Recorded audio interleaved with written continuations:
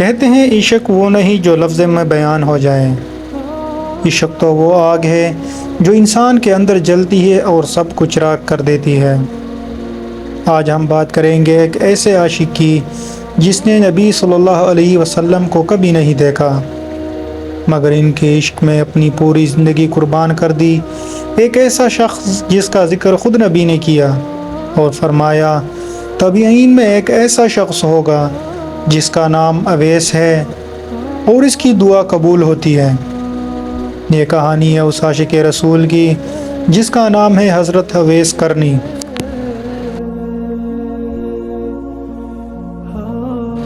اویس کرنی کا تعلق یمن کے ایک قبیلے کرن سے تھا۔ گھر کا ماحول غریب مگر ایمان سے بھرا ہوا تھا۔ بچپن ہی سے ان کے دل میں اللہ اور اس کے رسول کی محبت جاگ اٹھی تھی، مگر قسمت دیکھی ہے جہاں دوسرے بچے کھیلتے وہاں اویس اپنی اندھی ماں کی خدمت میں مصروف رہتے۔ وہ کبھی شکایت نہیں کرتے، بس چپ چاپ کہتے امی اگر نبی کی خدمت نصیب نہیں ہوئی تو آپ کی خدمت ہی میری جنت ہے۔ حضرت اویس کرنی نے جب نبی کریم صلی اللہ علیہ وسلم کے ظہور کی خبر سنی تو دل جیسے دھڑکنا بھول گیا۔ کہتے ہیں کہ انہوں نے کسی قافلے والے سے پوچھا کیا آپ نے اس ہستی کو دیکھا ہے جس پر اللہ کا کلام نازل ہوتا ہے؟ قافلے والوں نے کہا ہاں، اس کا نام محمد صلی اللہ علیہ وسلم ہے۔ یہ سنتے ہی اویس کرنی پر ایک عجیب کیفیت طاری ہو گئی، چہرے پر آنسو بہہ نکلے۔ انہوں نے کہا کاش میں ان کے قدموں کی خاک بن سکوں۔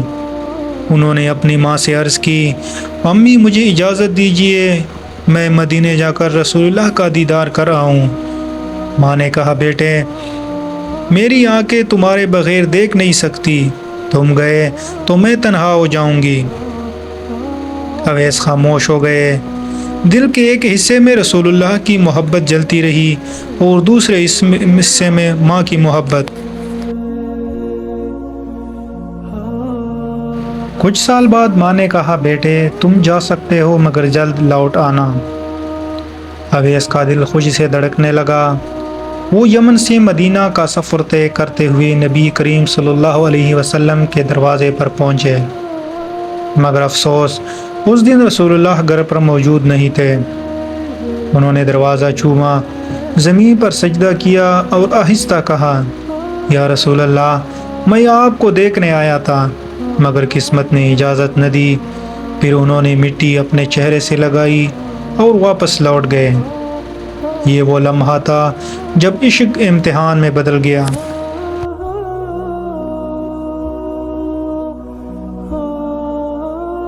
کچھ وقت بعد نبی نے اپنے صحابہ سے فرمایا یمن کی طرف ایک خوشبو آ رہی ہے، یہ اویس کرنی کی خوشبو ہے۔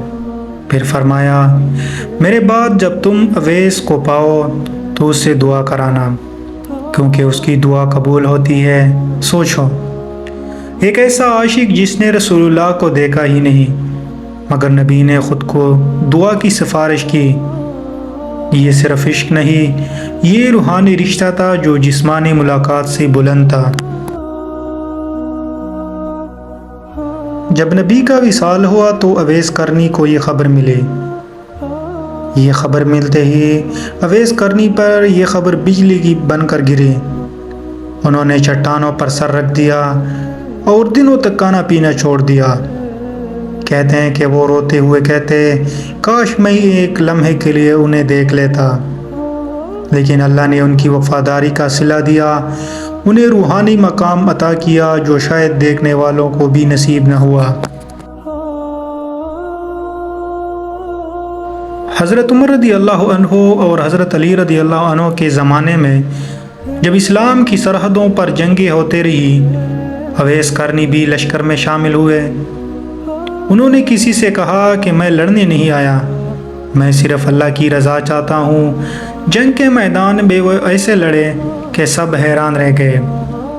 ان کا جسم زخمی تھا مگر زبان پر یہی الفاظ تھے یا اللہ میرا جسم تیرے نبی کے نام پر قربان ہے۔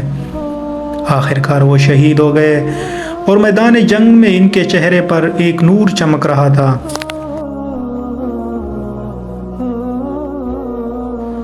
کہتے ہیں کہ جب اویس کرنی کا جنازہ اٹھایا گیا تو فضا میں ایک خوشبو پھیل گئی، ایسی جو کسی نے پہلے کبھی محسوس نہ کی تھی۔ حضرت علی نے فرمایا، یہ وہ خوشبو ہے جس کا ذکر رسول اللہ نے کیا تھا، اور بس یوں ایک شخص جس نے نبی کو دیکھا نہ تھا قیامت تک ان کے عاشقوں کا امام بن گیا۔